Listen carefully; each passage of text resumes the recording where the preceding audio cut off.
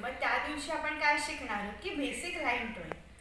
पण बरेच जणांनी मला असा प्रश्न विचारला की लाईन ड्रॉइंग म्हणजे काय आणि ते का करायचं, म्हणजे त्याचं कारण काय करण्यामागचं.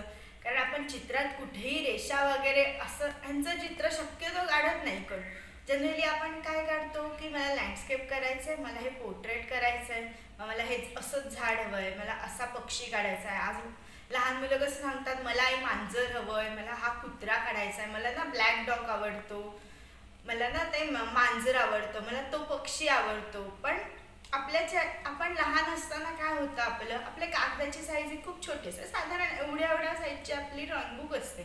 आपलं जसं जसं वय वाढत जातं तसशी कागदाची साईजही वाढते आणि आपल्या आतला कॉन्फिडन्सही वाढत जातो. पण तसाच आपला जसा बोलण्यातला कॉन्फिडन्स वाढतो. म्हणजे कसं, आपण लहान असताना काही मुलं फास्ट बोलतात, कुठचाही माणूस समोर आला तरी. पण काय मुलं कशी आधी घाबरतात आणि मग जसं जसं त्यांचं वय वाढत जातं तसं ती माणसांची खूप छान बोलायला लागतात. म्हणजे त्यांचे स्किल्स तसे डेव्हलप होत जातात. तसे आपले चित्रातही असतं.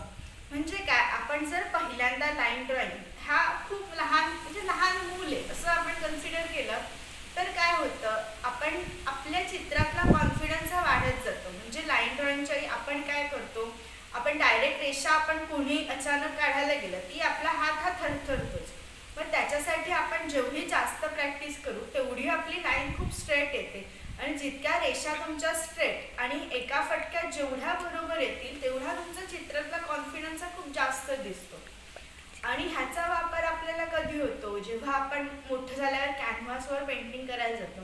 तेव्हा काय असतं, आपल्या समोर तो स्टँड असतो, त्याला इझल म्हणतात. आणि त्याच्यावर आपण कॅनव्हास म्हणजे लावलेला असतो आणि आपल्याला काय असतं, आपल्या समोर कॅनव्हास असतो. आपण ज्या चित्राच्या वहीत काढत असतो तेव्हा काय आपण वही मांडीत घेऊन काढतो, त्या जमिनीवर ठेवून झोपून रंगवतो. पण तसं आपण कॅनव्हासवर करू शकत नाही शक्यतो, कारण त्याची साईज मोठीच असते. एवढा मोठा तुम्ही मांडीत घेऊन आपण कसं बसणार ना.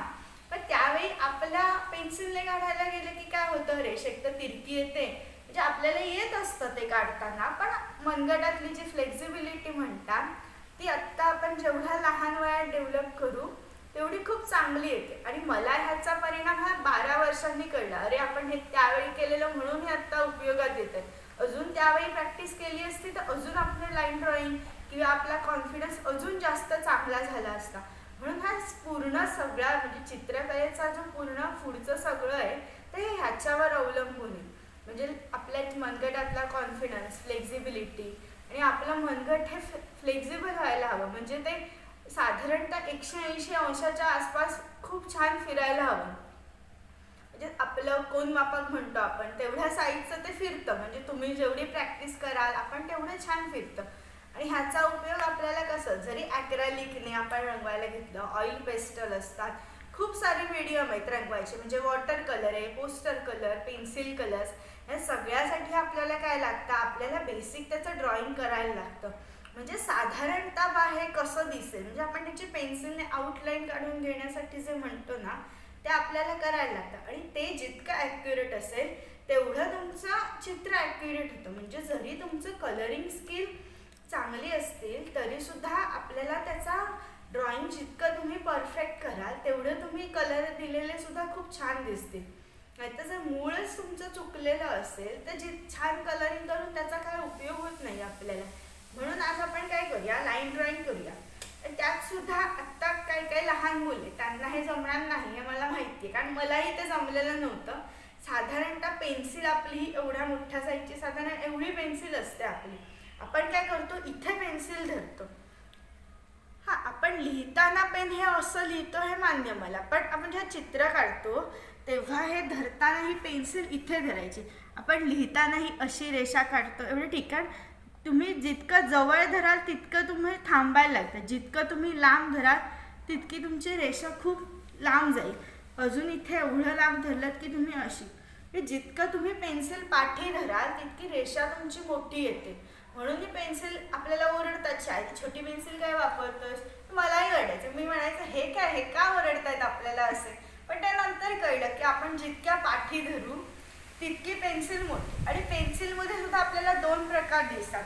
आता ही पेन्सिल ह्याला म्हणजे 6 म्हणजे षटकोनी आहे पेन्सिल. ही पेन्सिल ही ड्रॉइंगची, कारण ती हातात अशी अशी अशी ही फिरत जाते आपली पेन्सिल असते ती. आणि दुसरी असते ती खूप गुळगुळीत असते, म्हणजे पूर्ण गोल असते. त्याला हे असे ग्रेन म्हणजे षटकोन वगैरे काही नसतं. हां, ते पूर्ण गोल असते. ती आपण लिहायला वापरतो शक्यतो. म्हणजे ही लिहायला वापरू नये असा नियम नव्हे, पण चित्र काढायला शक्यतो ही वापरावी. म्हणजे ही पेन्सिल अशी अशी अशी लाईन काढताना ही फिरत जायला हवी, असा त्याचा उद्देश आहे. कारण काय होतं, जेव्हा एकाच साईडने आपण काढायला लाईन लागलो की काय होतं, ही एकच बाजू ही पेन्सिलीची झिजत जाते, ह्या बाजूची जी असते ती झिजत जाते. आणि मग पहिली लाईन ही बारीक येते, दुसरी त्याच्यापेक्षा जाड, आणि पुढच्या जशा काढत जाऊ तशा अजून जाड जाडच येत जातात. जशी आपण हे फिरवत नेली पेन्सिल की सेम ह्याने त्याचं जे पुढचं टोक असतं ते सेम शेपमध्ये फिरत जातं. हा ह्याच्या मागचा उद्देश. हे आता लहान मुलांना काही कळणार नाही, पण हे मी सांगून ठेवलं, तुम्हाला पुढे कधीतरी आठवेल की हे बा सांगितलेलं होतं असं. पण तर आता आपण बघूया की लाईन ड्रॉइंगमध्ये नेमकं काय करायचं. तर हे 3 बॉक्स काढले. आपण पहिल्यांदा काय करणार आहोत, आडव्या रेषा काढणार आहोत. पेन्सिल साधारणतः मी इथे धरली आहे. ज्यांना अगदी जमत नाही आहे त्यांनी पुढे धरून आत्ता काढलं म्हणून काही चूक नव्हे त्यात, पण शक्यतो जे काही नियम आहेत ते मी सांगते. आत्ता आपण जितकी स्ट्रेट लाईन आपल्याला जमतील तेवढ्या काढायच्या. आणि पेन्सिल जेव्हा काढताना आपल्याला रेटवून काढायचं नाही. म्हणजे काय, ह्या कागदाला ग्रेन्स असतात. ड्रॉइंग पेपरला आपण लिहितो तो पेपर खूप स्मूथ असतो. मी ड्रॉइंग पेपरवर हात फिरून बघा, ते खरबरीत लागत नाही, त्याला काहीतरी टेक्स्चर असते. जितकं तुम्ही डार्क जर चेपून काढलं तर ते टेक्स्चर सगळं निघून जातं.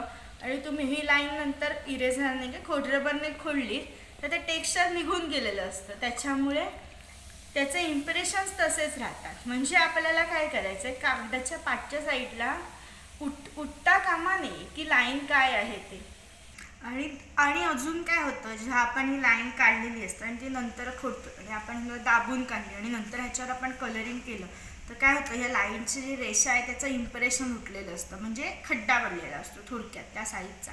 त्याच्यामुळे ती लाईन आपल्या चित्रात अशी दिसते, मग आपल्याला वाटतं अरे हे काम आपलं चित्र खराब दिसतं. म्हणजे कोणाचंही दिसतं, तुमचं काय नाही माझं काय, हे कोणाच्याही बाबतीत हे झाले, हे माझ्या बाबतीत सगळं झालेलं आहे. त्याच्यामुळे मी तुम्हाला सांगते, हे सगळ्यांच्याच बाबतीत होतं. मग आत्ता आपण ह्या बेसिक एक आपण एवढा चौकोन घ्यायचा. म्हणजे आपल्याला जेवढी लाईन काढता येईल तेवढ्या आधी प्रॅक्टिस करायची. एवढा मोठाच घ्यायला हवा असं नाही. एखाद्याला अखंड वहीचं पानभर स्ट्रेट लाईन काढता, जितकी तुम्ही मोठी काढू शकाल तेवढं उत्तमच आहे. आपण आधी ही प्रॅक्टिस करायची की ही जेवढी स्ट्रेट येईल तेवढी काढायची. ही अशी खरबरीत येता का नाही, ही पहिल्यांदा आपली येते, पण जितकी तुम्ही प्रॅक्टिस कराल तितकी ही स्ट्रेट येत जाते. जितकं पाठी धराल तितकी तुम्ही जास्त लांब लाईन काढू शकाल. म्हणजे हे झालं आपल्या स्ट्रेट लाईन. ह्या स्ट्रेट लाईन अशा आपण एकदा काढून घ्यायच्या. आणि हे तुम्ही आपण 7-8 दिवस प्रॅक्टिस केली की ह्या खूप छान आपल्याला जमायला लागतं. म्हणजे आपल्याला अचानक एखादा रेक्टँगल काढायचा असेल तरी तो आपण खूप छान पद्धतीने नीट स्ट्रेट लाईनने रेक्टँगल काढू शकतो. त्याला काही म्हणजे आता आपण काढताना काय होतं, हे असं होतं, म्हणजे खरबरतं, ही लाईन ह्याच्यातच घुसते का काही होतं कधी कधी. आपलं हे बेसिक झालं, स्ट्रेट लाईन झाली.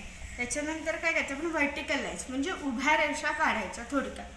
ते सुद्धा वही अशी म्हणजे वही फिरवून आपण आडव्या रेषा काढायचं म्हणजे त्या उभ्या दिसतात, हे चुकीचे. साधारण एकदा आपण समोर पेपर धरला की तो फिरवायचा नाही अजिबात, आहे या स्थितीतच ठेवायचा.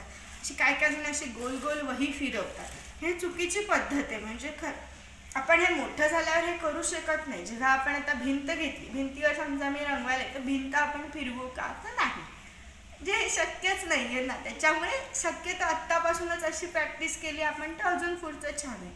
तर व्हर्टिकल लाईनसुद्धा आपण ह्या उभ्या काढत जायच्या. अंतर आपल्याला जितकं जवळ ठेवता येईल तेवढं घेतलं तरी चालेल. आणि असं पण नाही आपल्याकडे समजा ड्रॉइंग पेपर नसेल, कारण आत्ता आपल्याकडे लॉकडाऊन चालू आहे, आपल्याला माहिती आहे काय कायकडे म्हणजे संपलेत पेपर, तर आपण साधा आपल्या रद्दी पेपर घेतला, म्हणजे आपल्याकडे जे न्यूजपेपर येतात वर्तमानपत्र, त्याचा एक पेपर घ्यायचा, त्याच्या रंगीत स्केच पेन घ्यायचं, अगदीच पेन्सिल नसेल तर त्याने तुम्ही रेषांची प्रॅक्टिस केली तरी चालेल. किंवा साधी आपली शाळेची वही असेल त्याच्यावरही केली तरी चालेल. आपला उद्देश काय की आपल्याला रेषा काढता येणं एवढी. मग ते कुठचाही पेपर म्हणजे ड्रॉइंग पेपर असला तर उत्तमच, पण त्याला ते बंधन नाही की रेषांची आत्ता आपण प्रॅक्टिसच करतो, त्याच्यामुळे त्याचा काही प्रश्न नाही. हा, पण आता काय करायचं, ह्या उभ्या रेषा काढून घ्यायच्या.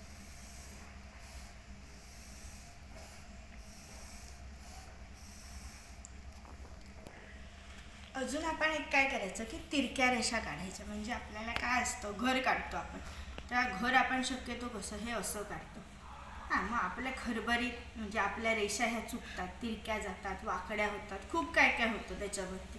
तर आपण काय करायचं, तिरक्या रेषांची प्रॅक्टिस करायची. एका कॉर्नरपासून चालू करायचं आणि यायचं.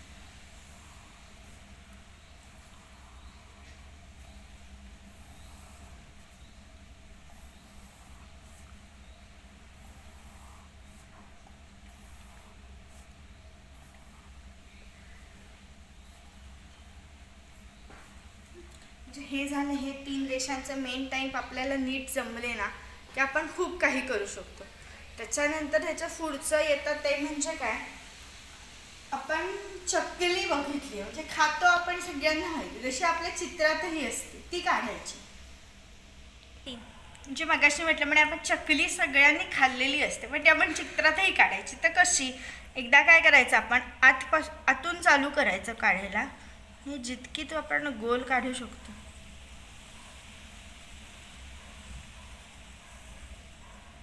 ही काय केलं मी, ही आतून मी बाहेर येत गेले, म्हणजे अशी गोल अशी फिरत गेले.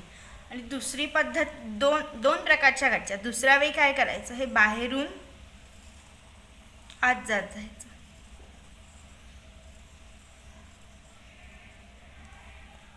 एवढं आपलं हे बेसिक लाईन ड्रॉइंग आपलं इथे संपतं. म्हणजे ह्याची प्रॅक्टिस केली की आपण व्यवस्थित, म्हणजे काय जे काय असेल त्या एवढ्यावर आधारित आहे आपलं सगळं.